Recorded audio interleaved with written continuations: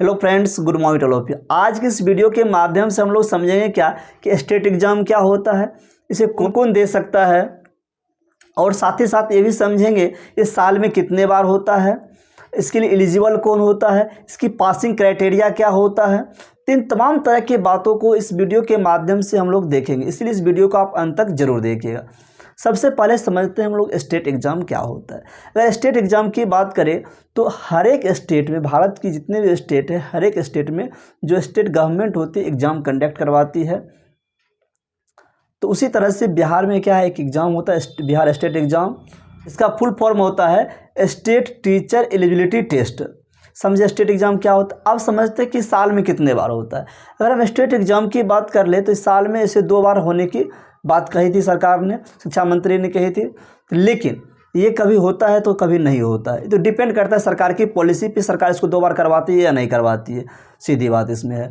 Then उसके बाद समझते हैं क्या कि स्टेट की एग्ज़ाम देने के लिए कौन एलिजिबल हो सकता है। अगर एलिजिबिलिटी की बात करें तो वैसे कैंडिडेट जो बीएड प्लस ग्रेजुएशन कर लिया है वो दे सकता है, और साथ ही साथ वैसे कैंडिडेट जिन्होंने पीजी प्लस बीएड किया है वो दे सकता है। अब समझ गए इस बात को कौन दे सकता है। देन उसके बाद आप समझते हैं क्या जो डीएलएड किया है क्या वो स्टेट एग्जाम दे सकता है। हाँ, दे सकता है, लेकिन साथ ही साथ वो डीएलएड जो भी किया है उसके लिए उसको ग्रेजुएशन होना उसके साथ ज़रूरी है, तब वो पेपर 1 दे सकता है, लेकिन पेपर 2 नहीं दे सकता। पेपर 2 के लिए आपको क्या है कि पीजी होना कंपलसरी है। समझे यहाँ तक। अब समझते हैं कि पेपर 1 कौन दे सकता है मुख्य रूप से, और पेपर 2 कौन दे सकता है। अगर पेपर 1 की अगर हम बात करें तो पेपर 1 वैसे कैंडिडेट दे सकता है कि जो क्या है कि ग्रेजुएशन प्लस बीएड किया हुआ है वो पेपर 1 दे सकता है, और साथ ही साथ वैसे कैंडिडेट जिन्होंने डीएलएड किया है और साथ ही साथ ग्रेजुएशन किया वो भी पेपर 1 दे सकता है। अगर हम पेपर 2 की बात करें तो वैसे कैंडिडेट जिन्होंने आपका पीजी प्लस बीएड किया है वो पेपर 2 दे सकता है। अब समझते हैं कि पेपर 1 एग्ज़ाम देने से किस क्लास का टीचर बन सकते हैं, और पेपर 2 के एग्ज़ाम देने से किस क्लास का टीचर बन सकते हैं। अगर पेपर 1 की अगर हम बात करें तो वैसे कैंडिडेट जो पेपर 1 का एग्ज़ाम देते हैं वह क्लास 9 to 10 का टीचर बन सकते हैं, और वैसे कैंडिडेट जो पेपर 2 देते हैं वह क्लास 11 to 12 का टीचर बन सकते हैं। अब हम समझते हैं क्या स्टेट एग्ज़ाम जो देंगे पेपर 1 या पेपर 2 जो भी दें हम लोग, तो उसमें क्या है उसकी अगर हम एग्ज़ाम क्वालिफाई करते हैं हमें सर्टिफिकेट मिलता है, उसकी वैलिडिटी क्या होगी। इसकी वैलिडिटी की अगर हम बात कर ले, इसकी वैलिडिटी होती है लाइफ टाइम। आप एक बार एग्ज़ाम दे दिए तो लाइफ टाइम का क्या होगा, सर्टिफिकेट वैलिड होगी। जिस तरह से सीटेट में होता है उसी तरह से स्टेट में भी होता है। अब नेक्स्ट क्वेश्चन आता है, क्या जो भी कैंडिडेट सेकेंड ईयर बीएड में अपेयरिंग है, सेकेंड ईयर में है, क्या वो स्टेट का एग्ज़ाम दे सकते हैं।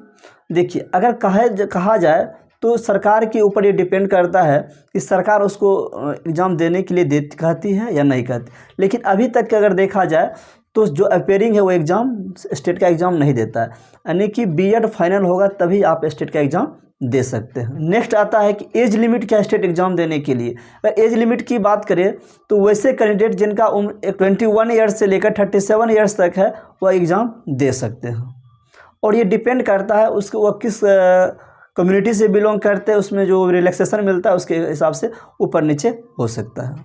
अब बात करते हैं क्या डीएलएड कैंडिडेट जो डीएलएड किए हुए हैं क्या वो स्टेट का एग्ज़ाम दे सकते हैं। हाँ, दे सकते हैं, लेकिन साथ ही साथ उसका क्या होना चाहिए, ग्रेजुएशन होना चाहिए। अगर ग्रेजुएशन रहेगा तभी वो क्या है कि स्टेट का एग्ज़ाम पेपर 1 दे सकते हैं, लेकिन पेपर 2 के एलिजिबल वो नहीं होंगे। समझे बात यहाँ तक। अब समझते हैं क्या कि एग्ज़ाम पैटर्न क्या होता है। एग्ज़ाम पैटर्न की बात करें तो पेपर 1 और पेपर 2 बोथ के लिए क्या है कि 150 क्वेश्चंस होता है, 150 मार्क्स का होता है, 115 मिनट्स होता है, अर्थात 2.5 घंटा होता है यहाँ पे टाइम आपको मिलता है दोनों पेपर के लिए। अगर हम पेपर 1 और पेपर 2 देखें तो दोनों पेपर को 2 भागों में बांटा जाता है, अर्थात पेपर 1 को भी क्या है आपको कि 2 पार्ट बांटते हैं। एक होता है आपका सब्जेक्ट स्पेसिफिक एंड दूसरा आपका होता है जनरल चीज़। सब्जेक्ट स्पेसिफिक में आप जिस भी सब्जेक्ट से ऑनर्स किए हैं उससे 100 क्वेश्चन आपको देखने को मिलेगा, लेकिन अगर जनरल की अगर हम बात कर ले 50 मार्क्स की, उसमें आपका पेडागोजी हो जाएगा, मैथ होगा, रीजनिंग होगा, जीके जीएस होगा। ठीक, उसी प्रकार से पेपर 2 में भी आपका 100 मार्क्स होगा, सब्जेक्ट स्पेसिफिक होगा, एंड 50 मार्क्स के अंदर आपको पेडागोजी आएगा, रीजनिंग आएगा, मैथ आएगा, जीके जीएस आएगा। ये आपकी एग्ज़ाम पैटर्न हो गई। अब मन में एक क्वेश्चन आता है क्या स्टेट के एग्ज़ाम नेगेटिव मार्क्स में होता है कि नहीं होगा? हम क्लियर कर दें कि स्टेट एग्ज़ाम में क्या होता है, कोई नेगेटिव मार्क्स नहीं होता है। और आपका जो एग्ज़ाम होता है ना, ऑनलाइन होता है, MCQ बेस्ड क्वेश्चन होता है, यानी CBT एग्ज़ाम होता है ये आपका। अगर हम पासिंग क्राइटेरिया की बात कर ले तो जनरल या EWS के लिए क्या है कि 50% है। 150 का 50% अगर आप निकालिएगा तो 75 होता है। अगर आप मार्क्स गेन कर लेते हैं तो आप पास माना जाएंगे। एंड नेक्स्ट अगर हम बात कर ले OBC की, अगर हम बात कर ले उसमें 42.5% पासिंग क्राइटेरिया होता है, अर्थात 63.75 मार्क्स आपको उसमें चाहिए पासिंग के लिए। देन अगर हम BC की बात कर ले तो 45.5% चाहिए, जो होता है आपका 68.25 मार्क्स होता है। देन उसके बाद अगर हम बात कर ले ST SC PWD की बात कर ले, उसको 40% मार्क्स चाहिए, अर्थात 150 का 40% चाहिए, जो होता है आपका 60 होता है। वोमेन को भी 40% मार्क्स चाहिए पासिंग के लिए, जो कि 60 होता है। 60% वो पास हो जाएगा। इस वीडियो में इतना ही, मिलते हैं नेक्स्ट वीडियो में। Thanks for watching this video. जय हिंद, जय भारत।